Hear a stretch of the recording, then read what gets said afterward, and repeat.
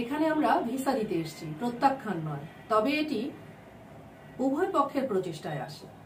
Code আনকোড Romanian consulate officer mister কাসমিন গ্যাব্রিয়েলের তথ্য থেকে বিবৃতি থেকে আমরা এই তথ্যটি নিয়েছি এবং সেখান থেকে 4 দিনের পরপর বেশ কিছু বিবৃতি ধরে এবং রোমানিয়ান কনসুলেটের বর্তমান আপডেট যে ইনফরমেশনগুলো সেগুলো ধরে আজকে কথা বলব। সর্বশেষ যে আপডেটটি এসেছে সেটি শিডিউল অ্যাপয়েন্টমেন্ট ক্যান্সেল হয়ে গিয়েছে এবং রোমানিয়ান কনসুলেটের তরফ থেকে আপাতত কোনো ধরনের পাসপোর্ট রিসিভ করা হচ্ছে না, অ্যাপ্লিকেশন রিসিভ করা হচ্ছে না, সেটি নিয়ে কথা বলবো। তার আগে ইন্স্যুরেন্স কোম্পানি নতুন করে লিস্টেড করে দেওয়া হয়েছে, অর্থাৎ 3টি সুনির্দিষ্ট ইন্স্যুরেন্স কোম্পানি থেকেই কেবলমাত্র ইন্স্যুরেন্স করা যাবে, যেটি তার আগে যে কোনো একটি ইন্স্যুরেন্স কোম্পানি থেকে ইন্স্যুরেন্স করলেই হতো। তেমন একটি আপডেট ছিল। এছাড়া ইংরেজি ভাষার দক্ষতা সম্পর্কিত নতুন একটি ক্লজ, শুধু ক্লজ নয়, এটি অ্যাপ্লিকেশনের সাথে একটি অ্যাটাচড ডকুমেন্টস হিসেবে অ্যাপ্লিকেন্টসকে জমা দিতে হচ্ছে, এমন একটি ডকুমেন্টস নিয়ে কথা বলবো। এছাড়া তার আগে ফেব্রুয়ারির শেষ সপ্তাহের দিকে উনি একটি আপডেট দিয়েছিলেন, সেখানে অনেকগুলো বিষয় নিয়ে উনি কথা বলেছেন। সেখান থেকে মোটামুটি 4টি বুলেট পয়েন্টস আমরা সর্ট আউট করেছি এবং সেখান থেকে এগুলো নিয়ে কথা বলবো, যাতে করে আপনারা যারা অ্যাপ্লিকেন্টস আছেন তারা নিজেদেরকে প্রিপেয়ার করতে পারেন। যারা অ্যাপ্লিকেশন করবেন বলে ভাবছেন তারাও কিন্তু নিজের থেকে এই বিষয়গুলো আগেই তথ্যগুলো নিয়ে সুস্পষ্ট একটি ধারণা রাখতে পারেন। ইতিমধ্যে ইলেকট্রনিক মিডিয়ার বদৌলতে অনেকেরই কনভারসেশন বা কমিউনিকেশন যেগুলো আমরা দেখতে পাই, তার থেকে অনেকেরই হতাশা এবং শঙ্কিত হওয়ার বিষয়টি খুবই স্পষ্ট। আমরা আশা করছি আজকের টপিক থেকে আপনারা এই হতাশা থেকে কিছুটা হলেও স্বস্তি পাবেন এবং শঙ্কিত হওয়ার কোনো বিষয়ই নয়, এই বিষয়টিও বুঝতে পারবেন। আশা করছি সাথেই থাকবেন। তার আগে আমাদের যারা রেগুলার ভিউয়ার্স আছেন তাদেরকে ধন্যবাদ দিতে চাই। যারা মনে করছেন আমাদের ইনফরমেশন আপনাদের উপকারে আসছে তাদেরকে অনুরোধ করবো লাইক বাটন প্রেস করুন এবং সাথে থাকা বেল আইকনটি। যারা এই চ্যানেলে নতুন তাদেরকে স্বাগত। সবার আগে আমরা সর্বশেষ যে স্ট্যাটাসটি সেটি যদি একটু দেখি, 31 মার্চ 2023 কাসমিন গ্যাব্রিয়েল তার ফেসবুকে একটি স্ট্যাটাস দিয়েছেন, যাতে করে আমরা সেখান থেকে একটু তথ্য নিতে পারি। অনেকে ইতিমধ্যে যারা রোমানিয়ার জন্য প্রসেস করছেন বা এটি নিয়ে ঘাটাঘাটি করছেন বা যাওয়ার জন্য উদ্যোগী হয়ে আছেন, এগুলোর মোটামুটি সকলেই জানেন। যারা জানেন না তাদের জ্ঞাতার্থে আমরা একটু কোড আনকোড ধরে এই নোটিশটি আবার একটু পড়ে শোনাবো এবং এখানে যে টাইটেলটি সেটি ভেরি ইম্পর্টেন্ট নোটিস এই হিসেবেই এসছে। Official answers for Romanian visa questions in Bangladesh, Dhaka. এক্ষেত্রে বাংলাদেশ ঢাকা কনসুলেটের বরাত দিয়ে ফেসবুকের যে তথ্যটি সেটি থেকে আমরা যদি কোড আনকোড করে পড়ি তাহলে হচ্ছে এরকম: Due to some technical issues that are not yet solved, some equipment for our activity that broke down, it is necessary to cancel the appointments that are scheduled for the next period until the problem is solved. Passport collection is cancelled as well until further notice. Please inform as soon as possible your customers in order to avoid any troubles to our office. We are sorry for the inconvenience and we assure you that we are doing our best to resume taking the visa applications as soon as possible. We will keep you updated about our any further changes in our working schedule. Thank you. এরকম ছিল তার এই বার্তাটি। এ থেকে খুবই সুস্পষ্ট যে তাদের যান্ত্রিক ত্রুটির জন্য, অর্থাৎ তাদের ইকুইপমেন্ট সংক্রান্ত বিষয়গুলো তাদের কার্য পরিচালনা করতে কিছু অসুবিধা হচ্ছিল। তাদের যান্ত্রিক ত্রুটির ফলে বর্তমানে প্রদেয় যে শিডিউলগুলো ছিল সেগুলো আপাতত ক্যান্সেল করে দেওয়া হয়েছে। অর্থাৎ মার্চ মাসে এই মুহূর্তে যেই অ্যাপয়েন্টমেন্টগুলো ছিল সেগুলো অনেকটাই ক্যান্সেল হয়ে গেছে। পরবর্তীতে আবারও নোটিশ প্রদান করার আগ পর্যন্ত আর কোনো ধরনের অ্যাপ্লিকেশন কিন্তু নেওয়া হচ্ছে না বা নেওয়া যাবে না। অর্থাৎ যারা শিডিউল পেয়েছিলেন তাদেরকে আরেকটু ওয়েট করতে হবে এবং এক্ষেত্রে পরবর্তী নোটিশ পাওয়ার আগে পর্যন্ত কিন্তু এই বিষয়ে কোনো ধরনের টাইম, ডেট, শিডিউল, পিরিয়ড দেয়া যাবে না। আমরা তার আগের বিষয়টি যেটি দেখতে পারেন সেই রকম এক্সপিরিয়েন্সড যাদের থাকবে, অর্থাৎ ইংরেজিতে ন্যূনতম কমিউনিকেশন টুকুন করতে পারেন, তারাই কেবলমাত্র ইন্টারভিউ বোর্ডে যাবেন, এইরকম একটি বিষয়ের প্রতি আসলে নির্দেশ করা হয়েছে। এবং এটি আপনার অ্যাপ্লিকেশনের সাথে একজন অ্যাপ্লিকেন্ট তার সিগনেচার যেটি আছে, সিগনেচার এবং ডেটটি দিয়ে সেখানে কিন্তু করবেন। অর্থাৎ আপনি নিজেই স্বীকার করছেন, আপনি যদি ইংরেজিতে কথা বলতে না পারেন, এই কাগজটি অন্তত তাই বলছে, ইংরেজিতে যদি কথা বলতে না পারেন বা আন্তর্জাতিক মানের বা কিংবা রোমানিয়ান ল্যাঙ্গুয়েজে যদি কথা বলতে না পারেন তাহলে কিন্তু আপনি সেই ভিসাটি রিজেক্ট হতে পারেন, এমন একটি কথা বলা হয়েছে। তবে বাস্তব প্রেক্ষাপটটি কি? আসলে সেখানে ইংরেজি কথা বলতে গিয়ে ভয় পাওয়ার কিছু নেই। আপনি নর্মাল আপনার কমিউনিকেশন লেভেলটুকু যদি আপনি বুঝাতে পারেন আপনি কি, কোথায় যাচ্ছেন, কেন যাচ্ছেন, এই 2-4টি ভাষা যদি একটু সেন্টেন্সটা তাকে বুঝিয়ে বলতে পারেন তাহলেই যথেষ্ট। এখানে গ্রামাটিক্যালি আপনার স্পিকিং ঠিক হলো কি ভুল হলো এটি বিচার্য নয়, তাই এতটুকু ভয় পাওয়ার এখানে কিছু নেই। শুধুমাত্র আপনার ইন্ট্রোডাকশনটা আপনি একটু সঠিকভাবে জেনে নেবেন, আপনি জেনে নেবেন মানে বলার মতো করে বুঝে নেবেন। আপনি তো বাংলায় বলতে পারছেনই, আপনি কোথা থেকে আসছেন, কেন যাচ্ছেন, কোথায় যাচ্ছেন, জাস্ট এটুকু যারা ইংরেজিতে বলতে পারেন। অন্য আরেকটি বিষয় হচ্ছে আপনি যেখানে যাচ্ছেন সেখানকার পদ কি, কোন প্রতিষ্ঠান, কোন এরিয়া, সেই লোকেশনটি সম্বন্ধে আপনি কতটুকু বেসিক আইডিয়া রাখেন। আরও একটি বিষয় সংযোজন করতে চাই, যদিও এই বিবৃতিটির সাথে নয়, এটি অন্য আরেকটি বিবৃতি ধরে কথা বলছি। সেটি হচ্ছে বাংলাদেশ থেকে যেটি ইন্টারভিউ দেওয়ার পরে, বিভিন্ন ক্যান্ডিডেটের সাথে ইন্টারভিউ দেওয়ার পরে আমাদের কনভারসেশন থেকে আমরা এই স্পষ্ট যে এই দুটি বিষয় নোট করেছি। একটি হলো ইংরেজি জানার ব্যাপারটি, পাশাপাশি আপনি সেখানে গিয়ে অন্য কোনো দেশে জাম্প করছেন না এটি সম্বন্ধে একটি নিশ্চিত প্রমাণ বা একটি নথি তারা চাইছে। অর্থাৎ এটি যদি আপনি কনভিন্স করতে পারেন তাহলে ভিসা নিয়ে কোনো ধরনের জটিলতা থাকছে না, এটি একটি বিষয়। আরো একটি বিষয় ছিল, অর্থাৎ তার আগের আরো একটি বার্তা ছিল, সেটি হচ্ছে যে ইন্স্যুরেন্স কোম্পানি, বাংলাদেশি অ্যাপ্লিকেন্ট যারা অ্যাপ্লাই করেছেন স্যানজেন স্টেটে যেমন একটি লিস্ট আছে, রোমানিয়ানদের জন্য কোনো ধরনের লিস্ট ছিল না, যে কোনো একটি প্রতিষ্ঠান থেকে একটি ইন্স্যুরেন্স করে দিয়ে জমা দিলেই প্রয়োজন। কিন্তু নতুন করে 3টি ইন্স্যুরেন্স কোম্পানিকে লিস্টেড করা হয়েছে এবং এই 3টির বাইরে কিন্তু আপনি ইন্স্যুরেন্স জমা দিতে পারবেন না। সেটি বাংলাদেশে অবস্থানরত 3টি ইন্স্যুরেন্স কোম্পানি কি, যেটি আগে থেকে একটি আমরা স্যানজেন লিস্টে দেখতে পাই, সেটি হচ্ছে গ্রিন্ডালটা, প্রাইম ইন্স্যুরেন্স কোম্পানি লিমিটেড, এছাড়া হচ্ছে কন্টিনেন্টাল। এই 3টি বিষয়ে করা হচ্ছে।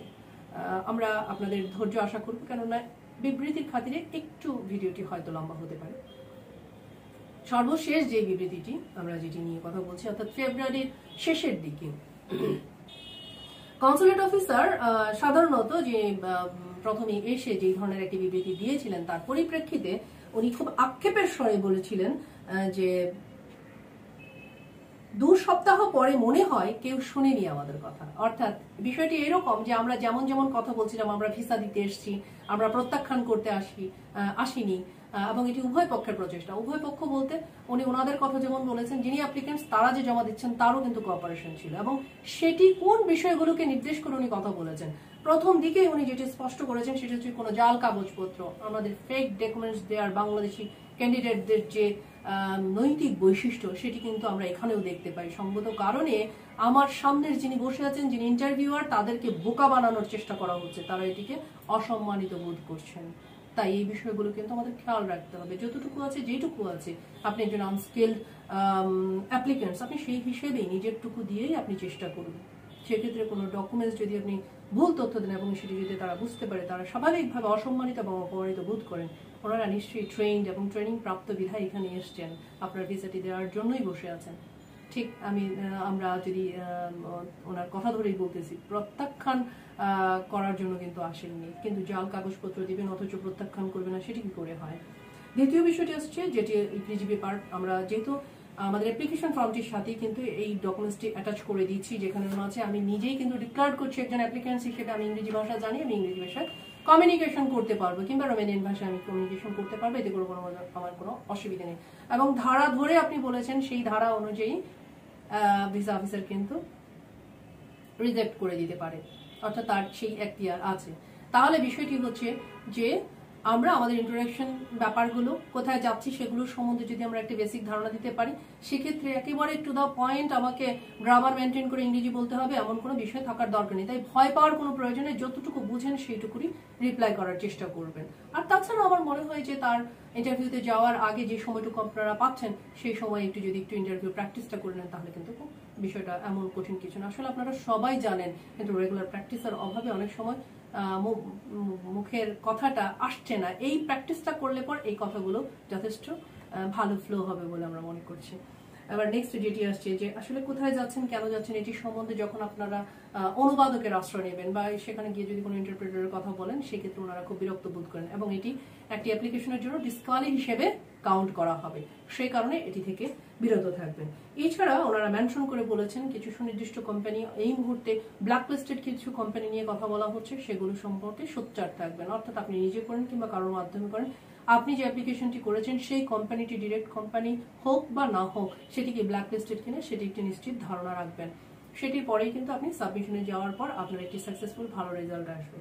সবার পরে আরো একটি বিষয় যেটা তারা পরামর্শ দেওয়ার চেষ্টা করেছে, আসলে সেই কোম্পানিতে অবস্থানরত রোমানিয়াতে যখন আপনারা যাচ্ছেন, সবার আগে অন্য দেশে মুভ করার কথা চিন্তা করছেন, তারা কিন্তু প্রমাণ চায় যে আপনারা সেখানে গিয়ে মুভ করবেন না, সেখানে কাজ করতে যাচ্ছেন। কারণ আপনি যখন আনস্কিল পিপল, তারা কিন্তু এক্সপ্লেইন করেছে $550 বেতন, সম পরিমাণ বেতন যদি হয়ে থাকে, এর আশেপাশের যদি বেতন হয়ে থাকে, তাহলে এটি খুব বেশি কম নয়। কিন্তু সেই অনুযায়ী আপনার কিন্তু কোনো স্কিল নেই।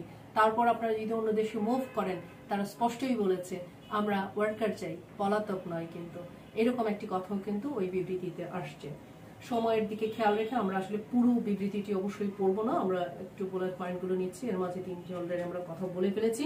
অন্যদিকে আপনি আপনার চুক্তি, আপনার অধিকার এবং আপনার দায়িত্ব সম্পর্কে আপনি কতটা ওয়াকিবহাল সেটি আপনি স্পষ্ট করতে হবে। অর্থাৎ আপনি সেখানে যাচ্ছেন, সেখানে আপনার অ্যাকোমোডেশন, আপনার থাকা খাওয়ার ব্যবস্থা, বা আপনি কত ঘন্টা কাজ করবেন, সেই ঘন্টার বিনিময়ে আপনি কত পাবেন, এটি সম্বন্ধে আপনি কি সত্যি স্পষ্ট করে জানেন, সেটি কিন্তু ওনারা প্রশ্ন করতেই পারে এবং সেই অনুযায়ী আপনাকে উত্তর দিতে হবে।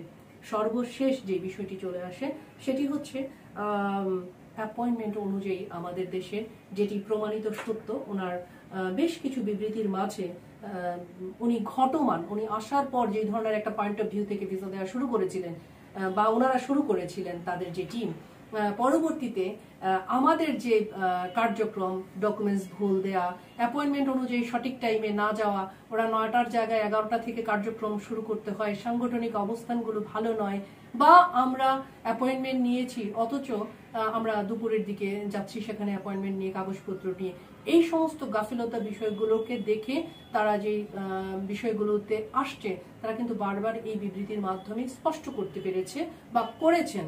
এটি নিয়ে আমাদের যারা অ্যাপ্লিকেন্টস আছেন, অর্থাৎ একজন বাংলাদেশি অ্যাপ্লিকেন্টস হিসেবে আপনাদের অবশ্যই ভেবে নেওয়া দরকার, কাউকে অসম্মান করার অধিকার আমাদের নেই। অর্থাৎ তাকে আমি একটি ফিক্স টাইম দিয়েছি, ওনারা আমি একটি শিডিউল নিয়েছি, সেই শিডিউলের বাইরে আমার যে কোনো রিজনই হোক, আমি এর বাইরে কেন যাব? আপনি 9টার অ্যাপয়েন্টমেন্ট আছে, অর্থাৎ সকালের দিকে যাবেন, আপনি 11টার দিকে যাচ্ছেন এবং তাদের কার্যক্রম 11টার দিকে শুরু হচ্ছে, অর্থাৎ আপনি এই বিষয়টি সম্বন্ধে সিরিয়াস নন, এটি স্পষ্ট প্রমাণিত, এবং পাশাপাশি তারা কিন্তু এটিতে অসম্মানিত বোধ করছেন। তাহলে গোটা বিষয়টি থেকে অনেকগুলো বিষয়ের মাঝে যদি আমরা বুলেট পয়েন্ট হিসেবে ধরি, সবার আগে হচ্ছে আমরা যে প্রসেসিংটিতে যাচ্ছি সেটির প্রতি রেসপেক্ট রাখতে হবে এবং সেই রেসপেক্ট অনুযায়ী আমরা সময় মতো সেখানে পৌঁছে যাব। কারণ এটি নিয়ে কিন্তু সুস্পষ্টভাবে উনি 3টে এজেন্টকে সরাসরি ডিক্লেয়ার করেছেন তারা কিন্তু ব্ল্যাক লিস্টেড, তাদের পক্ষ থেকে আর কোনো ডকুমেন্ট যদি সাবমিশন করে তারা কিন্তু এটি জমা নেবে না বা কোনোভাবেই তাদের প্রসেসিংটির দিকে আগাবে না। স্বাভাবিকভাবে এই বিষয়টি তাদের কার্যক্রমের মাঝে যেমন বাধা, একদিকে অসম্মানের বিষয়, এই বিষয়গুলো কিন্তু খুবই স্পষ্ট। আপনাদের জ্ঞাতার্থে আমরা প্রয়োজনে এই টপিকটির, এই বিবৃতিটির একটি ইমেজ সেটে দেব, আশা করি আপনারা বুঝে নেবেন। আমরা শুধু সবার শেষে এইটুকু কথা বলতে চাই যে এই প্রসেসিং প্রক্রিয়া, এই যে পরপর 4টে বিবৃতি ধরে আমরা কথা বললাম, তাতে করে সামারিতে এসে আমরা একটু দেখবো, ইংরেজিতে একটু বেসিক আইডিয়া থাকতে হবে, কমিউনিকেশনটা একটু ঠিক করতে হবে, একটু প্র্যাকটিসের মাধ্যমে এটি সম্ভব। দ্বিতীয়টি, ইন্স্যুরেন্স কোম্পানিগুলো যে 3টি লিস্টেড কোম্পানি, সেখান থেকেই করা যাবে। এছাড়া সর্বশেষ যেটি ছিল সেটি হচ্ছে শিডিউল যাদের ছিল অন্তত পক্ষে পরবর্তী নির্দেশ দেওয়া পর্যন্ত কারোর পাসপোর্ট এই মুহূর্তে আর কালেক্ট হচ্ছে না, অর্থাৎ অ্যাপ্লিকেশন করা যাচ্ছে না, আপাতত স্থগিত আছে। অনেকেই এটিকে রিউমার হিসেবে ছড়াচ্ছেন বা না বুঝে কিংবা বুঝে, সেটি হচ্ছে যে আর অ্যাপ্লিকেশন হবে না, রোমানিয়ান ভিসা বন্ধ হয়ে গেছে, বিষয়টি মোটেই তা নয়, আপাতত স্থগিত আছে। তারপরে আমরা যে ফাইনাল যে একটি ইয়েতে আসবো, সামারিতে আসবো, সেটি হচ্ছে যে অ্যাপয়েন্টমেন্ট নিয়ে সঠিকভাবে সময় যাচ্ছেন না, তাদেরকে অপমান করারই সামিল হচ্ছে। এই বিষয়টি থেকে আমরা বিরত থাকবো। কোনো ধরনের ফেক ডকুমেন্টস, কোনো ধরনের ভুল তথ্য প্রদান আপনারা অ্যাপ্লিকেশনের সাথে করবেন না, সেটি একটু দেখতে হবে। এবং ইংরেজিতে ব্যাপারটি, ইংরেজিতে কথা বলার ব্যাপারটি তো আমরা বললামই। এই 4টে-5টি দিক যদি আমরা ঠিক রাখতে পারি, রোমানিয়ান ভিসা নিয়ে আশা করি কোনো ধরনের চিন্তা থাকবে না। আরও একটি বিষয় যোগ করতে চাই, যেমনটি আপনারা বুঝতে পারছেন যে এই মুহূর্তে অ্যাপ্লিকেশন জমা নিচ্ছে না, তার মানে তাদের যান্ত্রিক ত্রুটির জন্য, আমাদের জন্য না। সঙ্গত কারণে সে পর্যন্ত অপেক্ষা। ভালো থাকবেন।